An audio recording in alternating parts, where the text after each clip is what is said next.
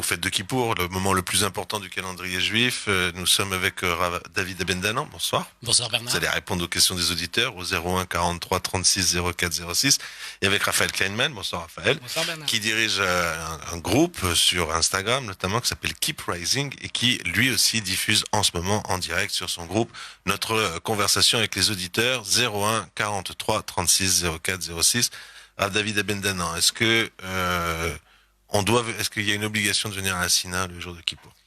Allez, on commence direct. Alors, est-ce qu'il y a une obligation de venir à la synagogue le jour de Kippour? Bernard, j'ai envie de vous dire, est-ce qu'il y a une obligation de venir à la synagogue tous les jours de l'année? Non, ne me faites pas ça à l'envers. Il y a en fait, Kippour et il y a les autres jours. Donc, oui, il y a une obligation Shabbat, de venir le peu que je connais. à la synagogue tous les jours de l'année, y compris le jour de Kippour. Est-ce que cette année, c'est une année particulière? Oui. Les personnes qui sont à risque, les personnes pour qui il y a un réel danger, il ne faut pas qu'elles viennent. Maintenant, comme l'a dit tout à l'heure Joël Mergui à votre antenne, il n'y a pas aujourd'hui de recommandation officielle du ministère de fermer, donc on considère qu'il n'y a pas de problème de pikuach nefesh à ouvrir si les protocoles sanitaires sont respectés. Je dis bien si. Une synagogue qui ne le respecterait pas, effectivement, il n'y a pas à y aller, puisqu'on se met en danger et qu'on met en danger autrui. Mais si c'est respecté, dans la mesure où il n'y a pas de problème de pikuach nefesh, puisque c'est autorisé par les autorités sanitaires qui sont quand même calées sur le sujet, à qui on peut faire largement confiance, donc il n'y a pas d'opposition là-dessus. Et il y a donc, oui, une mitzvah, ça veut dire une obligation d'aller à la synagogue le jour de Kippour. On en parle dans un... Ah, vous faites signe, vous voulez dire quelque chose, Raphaël? Oui, moi j'ai reçu une question par mon groupe d'amis. On m'a demandé, on sait il y a des personnes sur Instagram et sur WhatsApp, on sait qu'il y a des personnes qui ont l'habitude de sentir le hétrog à Kippour pour se requinquer, si je peux me permettre. Est-ce que c'est véritablement autorisé? Alors, le jour de Kippour, on a effectivement l'habitude de sentir, vous avez déjà vu le coin avec les clous de girofle qui se promènent sur les tables le jour de Kippour. C'est les anciens de la communauté. Franchement, on est malheureux si on ne les voit pas faire ça. Ça fait partie. En tout cas, on a l'habitude de le voir passer. Alors, vous pouvez vous demander, oui, puisque le jour de Kippour, on met pas de chaussures en cuir, on ne mange pas, on se lave pas, est-ce qu'on peut sentir quelque chose qui a une bonne odeur? La halakha, c'est que oui, le jour de Kippour, c'est un jour de fête. Ça veut dire que le jour de Kippour, on se prive de 5 choses, et uniquement de ces 5 choses-là. Certains ont l'habitude, par exemple, veulent rester debout tout le jour de Kippour pour se rajouter une souffrance supplémentaire. C'est absolument pas recommandé par la halakha. Le jour de Kippour, on ne se prive que des choses dont les chachamim nous ont demandé de nous priver, et pas d'autres choses. Étant donné que de respirer et de sentir une bonne odeur le jour de Kippour, ça ne fait pas partie des choses qui sont interdites, on n'a pas à se rajouter, et bien au contraire, le fait de faire une bracha supplémentaire, ça rajoute au compte des 100 brachot qui sont manquantes à Kippour, puisqu'on ne mange pas, et c'est même recommandé. Ah, c'est même recommandé. Allez, on se retrouve dans quelques instants. 01 43 36 04 06. 01 43 36 04 06. On se retrouve sur cette émission, ce forum spécial Kippour. Vous êtes sur Radio Shalom. Radio Shalom. Ah, on est bien là. Tu trouves pas qu'on est vraiment bien là?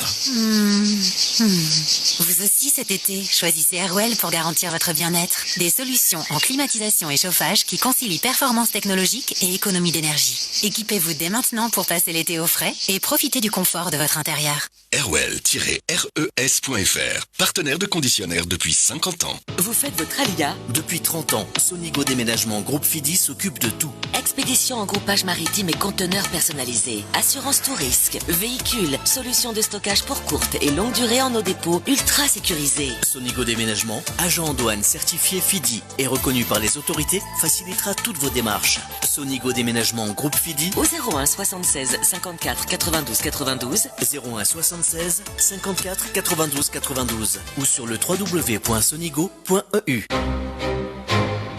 Appréciez toute la saveur d'une charcuterie élaborée avec un savoir-faire authentique et une passion pour le goût. Haute-Lavanne, charcuterie et produits de qualité. Blanc de dinde, pastrami, filet de poulet, saucisses de volaille et saucisson. Le tout traditionnellement et délicatement fumé au bois de hêtre. Et une passion pour le goût. Haute. Mignonnette, chiffonnade fondante et gourmande. Haute-Lavanne, la charcuterie au bon goût d'Israël. L'histoire des Juifs espagnols, c'est le grand dossier de la rentrée dans l'Arche, sous la direction d'Henri Méchoulan, plongé dans l'histoire de Séfarade, des rivages de la Méditerranée à ceux de la mer du Nord. L'Arche, c'est aussi partir sur la route des vins, à travers les vignobles d'Israël, découvrir les photographies de Jean Besancenot sur les communautés juives dans le Maroc des années 30, et un hommage à Joseph Kessel. Abonnez-vous à l'Arche, 6 numéros 50 € sur notre site ou par chèque à l'ordre de l'Arche, 39 rue Broca à Paris dans le 5e. Dans tous les bons kiosques, l'Arche, le magazine qui vous ressemble. Il y a des salles de bain qui font vraiment rêver. Bain et déco. Il y a des cuisines où l'on se prendrait volontiers pour un chef étoilé. Bain et déco. Et si c'était le moment de changer? Nos architectes et artisans qualifiés Bain et Déco conçoivent et réalisent votre projet de A à Z. Des produits avant-gardistes, des marques prestigieuses et un vrai savoir-faire pour une seule ambition, l'exception. Bain et déco, 2 showrooms de plus de 500 mètres carrés à Paris 11e et Boulogne-Billancourt. Et venez découvrir notre nouveau showroom, 212 boulevard Saint-Germain, Paris 7e. Bainetdeco.fr. Si j'ai un secret pour être élégant, bien sûr que j'ai un secret. La boutique Bertino et Olivier à 2 pas de l'Étoile. Chaussures en cuir patinées pour les mariages, bar mitzvah et tous les moments de votre vie. Un maître artisan a son atelier en boutique pour créer des modèles et patines sur mesure qui me ressemblent. Pureté des lignes, recherche de la perfection pour un style unique. Boutique Bertino et Olivier, le plaisir de céder à la tentation et atteindre le luxe ultime. Bertino et Olivier, 85 avenue de Wagram, Paris 17e. Salut, c'est Yves Toledano. Vous êtes fan des tubes des années 80? Alors rendez-vous dimanche 17h-18h pour Route 80 sur Radio Shalom. Vous êtes sur Radio Shalom. Radio Shalom. On se retrouve pour la deuxième partie de ce forum consacré aux fêtes de Kippour. Nous sommes avec le Rav David Abendanan et avec Raphaël Kleinman qui est à mes côtés, qui est venu participer à cette émission parce qu'avec son groupe Keep Rising, il diffuse notre émission sur Instagram alors que nous sommes, nous, en live Facebook. Vous savez tout et nous sommes en ligne avec Carole. Carole, bonsoir. Bonsoir. Alors, quelle est la question que vous avez envie de poser à Rav David? Alors, en fait, j'ai une question, mais j'ai une remarque par rapport à ce que je viens d'entendre également. Donc, la remarque, je voulais avoir une précision, parce que vous dites que c'est même recommandé de sentir pour pouvoir faire une bracha. Et or, j'avais toujours vu que dans les 5 interdictions supplémentaires de Kippour, il y avait également se parfumer. Enfin, je ne sais pas si c'est dans les 5 ou je sais aussi que c'est une mélacha de Shabbat, de pas mettre de parfum. Donc, parce qu'on créerait une odeur. Il a dure épreuve, le rabbin. Je comprends plus le truc. Ça, c'était pour ma remarque, parce que vous m'avez évoqué une question. Et la deuxième question, par rapport au contexte spécial de cette année à Kippour, j'ai entendu que, donc, logiquement, comme à Tisha B'Av, on pouvait mettre du gel hydraulique. Ce que je voudrais savoir, c'est si on a le droit de se laver les mains entièrement au savon. Parce que à Tisha B'Av, ça a posé un problème. J'ai entendu l'avis et son contraire ensuite. Donc, je voulais savoir exactement. Pour commencer, par rapport à... Vous êtes bien renseigné, bravo, sur les interdictions de Yom Kippour. Il y a effectivement une interdiction de s'enduire. Cette interdiction de s'enduire implique que le jour de Kippour, on n'a pas le droit de mettre de parfum, on n'a pas le droit de mettre de déodorant, mais ça, c'est s'enduire, c'est-à-dire les mettre sur son corps. En revanche, sentir une bonne odeur, ça ne fait pas partie de l'interdiction de s'enduire, puisque c'est pas des choses que je mets sur mon propre corps, ça c'est permis. De même, il faut savoir que le jour de Kippour, il est permis par exemple de mettre du parfum ou du déodorant la veille, bien que l'odeur va persister. Une bonne odeur, ça ne fait pas partie de l'interdiction de s'enduire, puisque c'est pas des choses que je mets sur mon propre corps, ça c'est permis. De même, n'est pas de sentir la bonne odeur, mais l'interdiction est bien de s'enduire le jour de Kippour. Donc par rapport à la première question, à votre première question, j'espère avoir répondu. Concernant la seconde question, vous avez parlé de ce qu'on a le droit de se laver les mains au savon le jour de Kippour. Il faut privilégier le gel hydroalcoolique. Maintenant, clairement, si on n'a pas de gel hydroalcoolique et qu'on veut se laver les mains au savon pour éviter un risque de contamination de virus, donc dans ce cas-là, là encore, on n'a pas l'interdiction de se laver. L'interdiction de se laver à Kippour, c'est une interdiction qui consiste à tirer profit du fait de se laver. Là, du coup, je ne tire pas profit, je suis là en train d'essayer d'éliminer une saleté, certes invisible, certes microscopique qui se trouverait sur mes mains, mais éliminer une saleté, c'est autorisé, au même titre que quelqu'un qui aurait les mains sales a le droit de se laver les mains, et même au savon si c'est nécessaire. Parce qu'il y aurait une notion de plaisir, par exemple, si je peux, comme prendre une douche, quoi. C'est pour ça que ça serait interdit. Effectivement, c'est rechitza shel ta'anoug, c'est-à-dire se laver et tirer un profit, un plaisir de ce lavage qui est interdit le jour de Kippour, mais se laver pour une raison technique. C'est important ce que vous dites, parce que les gens nous écoutent, s'ils n'ont pas de gel, et qui sont à la synagogue et qui veulent protéger les gens qui sont autour d'eux et se protéger eux-mêmes, ils se lavent les mains. Bien entendu, et je vais même aller plus loin, c'est même une mitzvah, puisque c'est une obligation. C'est une obligation, exactement, c'est dans un état d'esprit de santé publique, c'est complètement nécessaire. Carole, on a répondu à vos questions ? Oui, mais moi je disais ça pour l'inverse également, juste pour la précision. Parce que justement, pendant le reste de l'année, on privilégie le savon, parce que le gel hydroalcoolique, il attaque les mains. Or, quand on ne peut pas mouiller ses mains, mettre 2 à 3 fois par jour ou plusieurs fois par jour du gel, bien souvent avec le nombre de fois où on se lave les mains depuis le début de ce virus, ça fait très mal. Et vraiment, je dis parce que je travaille avec des enfants et j'en mets souvent et au final, je préfère ne plus en mettre parce que le savon attaque moins les mains et quand on a mal, ça peut poser un problème à Kippour parce que vraiment, je parle vraiment d'un état où les mains elles sont vraiment abîmées. Donc, ou on en met seulement 2-3 fois et on se dit bon bah ça suffira pour aujourd'hui, ou bien voilà par rapport à ça. Est-ce qu'on a le droit de se dire bon bah je sais que normalement aujourd'hui j'ai le droit de pas me faire mal, je sais que c'est comme ça à Shabbat, pour pas se faire mal, on privilégie le savon. Voilà, c'est pour ça que je posais la question. Alors, je ne m'y connais pas assez pour arriver à vous dire effectivement ce qui peut abîmer les mains ou pas, mais bon, ne pas se mettre si vraiment quelqu'un a les mains sensibles au point de ne pas supporter le gel hydroalcoolique, oui effectivement, alors le remplacer par du savon. On le privilégie parce qu'il est moins considéré comme quelque chose qui sert à laver. C'est vraiment pour désinfecter. Mais si quelqu'un a un problème pour utiliser le gel hydroalcoolique, oui, à défaut, il utilisera le savon pour ne pas se blesser. Merci Carole. Bonsoir à vous. Merci. Passez bonne fête. On prend un nouvel appel au 01 43 36 04 06. Bonsoir. Bonsoir, oui. Bonsoir. Quel est votre prénom ? Gérard. Bonsoir Gérard. Alors ? Non, parce que je m'avais juste dire une chose importante. À l'époque de Rabbi Israël Salanter, il y avait une épidémie. Le Rabbi Israël Salanter, il est monté sur l'estrade, et il a fait Kiddush et un motzi le jour de Yom Kippour à Kol Nidré, et il a dit à toute la Kihila d'aller manger, parce que j'ai beaucoup entendu, surtout sur France Info, que dès que il faut manger parce que dès qu'on mange, on est immunisé par le virus. Ouais, ça veut dire que si on Gérard, ne mange franchement, pas, vous avez raison. on peut être atteint par le virus. Alors, mais là c'est une pandémie. Donc, parce que la Torah, elle a été donnée pour vivre avec elle, mais pas pour mourir. Très bonne. Alors, Gérard, Gérard, c'est bon. Il n'y a pas de David Khamim en France. D'accord.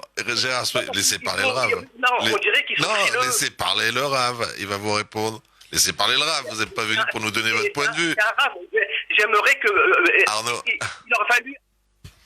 Alors, c'est une excellente remarque. Il était radical, Arnaud. Je voulais lui dire juste, mais un peu moins fort, Gérard. Mais Arnaud, il a tout coupé. Si on pouvait retrouver Gérard quand même, avec un peu de courtoisie, Arnaud. Alors. Il y a déjà, par rapport au Covid lui-même, il y a une lettre qui a été écrite par le grand rabbin d'Israël, Rav Yitzhak Yosef, à lire, qui détaille, qu'il a écrit en collaboration avec les médecins là-bas en Eretz Israël, par rapport aux personnes qui sont atteintes par le Covid. Est-ce que oui ou non il y a l'obligation de jeûner? Ce qui ressort de cette lettre, c'est qu'une personne qui est asymptomatique ou qui n'a que perdu le goût et l'odorat attention au micro, peut jeûner.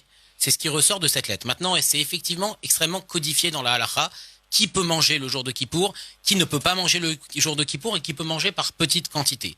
On distingue plusieurs catégories de personnes et nous ne sommes pas, bien entendu, il faut bien le préciser à l'antenne, nous ne sommes pas dans une situation de pandémie qui nécessite que tout le monde mange de façon systématique. Le micro. On n'y est absolument pas, on est dans une situation où il faut étudier vraiment au cas par cas et dans des situations où les médecins diraient qu'il faut manger, là oui, il y aura cette nécessité, et là encore, il faudra demander à un rave parce que il faut manger, c'est comment manger le jour de Kippour, ça aussi, c'est encadré par la halakha, mais absolument pas manger de façon systématique en disant j'ai entendu dire qu'il y avait une pandémie, du coup, je mange de façon systématique. C'est assourd, c'est interdit, c'est extrêmement encadré, quadrillé, et Baruch Hashem, la pandémie n'est pas assez grave pour nécessiter ce genre de comportement.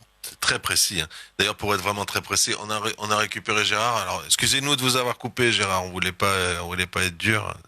Juste qu'il faut laisser parler le Rav. On essayait juste d'équilibrer les choses. Et pour être très précis, ce que j'ai pu moi entendre, c'est que ça baisse les défenses immunitaires de ne pas manger. Donc, c'est ça la précision. On va prendre. Oui, parce que le fait de pas manger, et ben ça fragilise, ça fragilise. La personne, Okay. Et puis le virus, il peut l'atteindre avec plus de facilité. Donc voilà, maintenant, néanmoins, il faut quand même conclure cette discussion en disant qu'il n'est absolument pas nécessaire de manger de façon systématique, c'est même interdit cette année. La situation ne justifie pas ce genre de comportement. On n'est pas comme dans une situation d'épidémie grave qui aurait pu justifier ce genre de choses. Mais là, non, on n'y est absolument pas. Chaque cas doit demander. Et il faut savoir que, encore une fois, il y a une lettre du grand rabbin d'Israël qui éclaircit chacune des situations. Cette lettre est disponible sur Internet, vous pouvez la trouver facilement, mais qui ne permet absolument pas de votre rabbin, simplement. Voilà. Faut appeler Allez, on va prendre une autre question d'auditrice. Après, on entendra une question de Keep Rising. Bonsoir. Quel est votre prénom, s'il vous plaît? Bonsoir. Alors, Léa. Bonsoir, Léa. Bonsoir. Je voudrais demander au Rav, est-ce qu'il est autorisé de se brosser les dents le matin ou juste pour se rafraîchir même dans la journée et juste mettre du parfum ou du déodorant? Alors, par rapport au parfum au déodorant... Quel classique. Tout le monde veut se laver les dents. Alors, que c'était interdit. Bravo, c'était par rapport à la question de Carole tout à l'heure. On avait glissé un petit peu dessus. Par rapport à se brosser les dents le jour de Kippour. Alors, se brosser les dents ou faire un bain de bouche le jour de Kippour présente deux problèmes halachiques. Le premier problème halachique, ça va être un problème, est-ce qu'on va avaler un petit peu de bain de bouche ou un petit peu de dentifrice ou d'eau? Alors vous allez me dire, oui, mais ce sont des quantités infimes. Il faut savoir que Chatzi Shiur Atzur Mina Torah, même une quantité infime, c'est une interdiction de la Torah. Maintenant, on pourrait peut-être contourner ce problème en utilisant un bain de bouche qui va être extrêmement concentré, donc très amer, et du coup, il n'est pas frappé par l'interdiction de la consommation parce qu'il n'est pas comestible. Mais là, on va rentrer dans un second problème. Vous vous souvenez, Bernard, que le jour de Kippour, on n'a pas le droit de se laver. Et se faire un bain de bouche, c'est considéré comme se laver. Du coup, certes, j'ai pas le problème de manger, ni de boire, mais j'ai le problème de me laver.